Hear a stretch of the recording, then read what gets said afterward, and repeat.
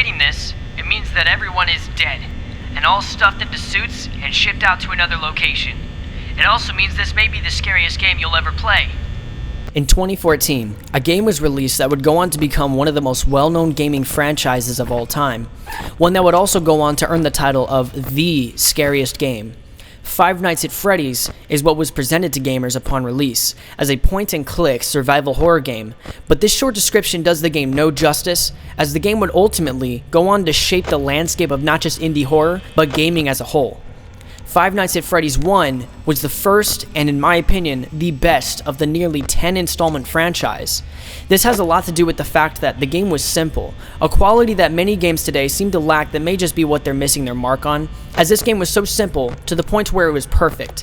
It was easy to digest, but expansive with lore, and packed with some of the most horrifying visuals I could have possibly imagined in a game, and it never attempted to be anything other than what it is, a horror game. He's getting aggressive. I don't like that. He's fucking with me. So, Jesus. Upon mentioning my belief that Five Nights at Freddy's 1 was the best in the series, likely sparked the question in many viewers. How so? I don't believe this game would to be the best for its lore, graphics, nor even its Easter eggs. No, the real reason is for something that I believe has been lost within the pile of installments and convoluted lore. The horror of it. Five Nights at Freddy's 1 is simply the scariest in the series. A large part has to do with the fact that this was the first time anyone had ever seen not just Five Nights at Freddy's, but also this entirely new genre that was born straight from this first game. But that is obvious, and I don't think this game could have ever been as scary as it is had it not been for the genius concept.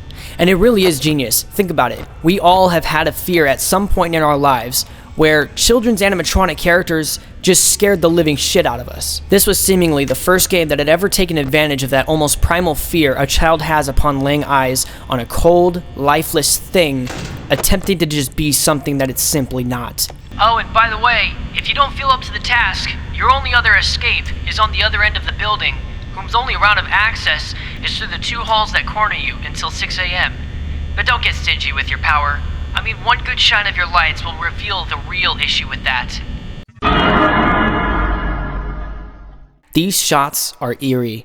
Not just for the fact that you're alone in a dark building with these creepy robotic characters, but you are also experiencing the terror of these 6'5" animatronic nightmares moving on their own, sometimes wandering aimlessly, but other times intentionally moving in your direction.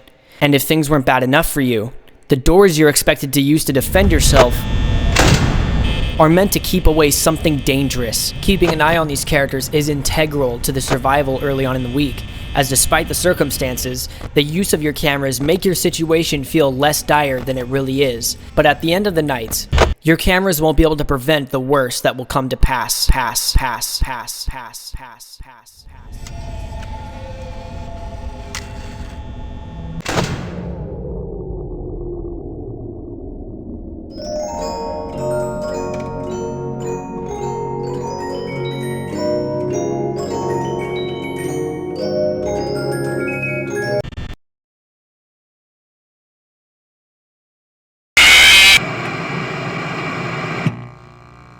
I don't think my words are needed to describe how terrifying this scene is.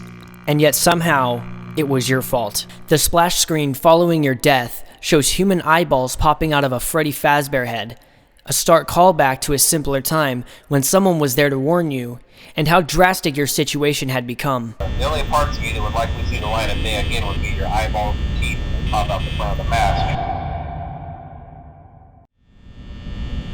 This video is over. It's amazing what you can say in 4 minutes, but with the release of the latest installment that shall not be named, this video is all that I can think about. And in just about 5 minutes, there's nothing left for me to say. And hey, do me a favor. Maybe you can subscribe sometime. I'll hold off until a little bit longer, at least until somebody subscribes. Maybe it won't be so bad. Oh no. Oh no.